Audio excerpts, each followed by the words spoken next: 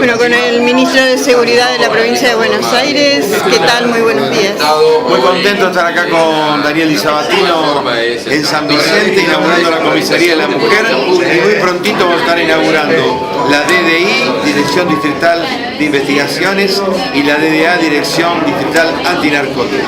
¿Quiénes Con un están intendente que realmente se preocupa tanto y se ocupa tanto de la seguridad, a mí se me hacen las cosas mucho más sencillas. Un fuerte saludo a todos los vecinos de San Vicente. ¿Quiénes van a estar al frente de esta comisaría, ministro? Bueno, acá tenemos la suerte y diferencia que Mabel Rojas, que es la jefa de las comisarías de la mujer de toda la provincia, sí, vive acá a 2 cuadras, así que no tengo ninguna duda que esta va a ser la mejor de todas. Chau.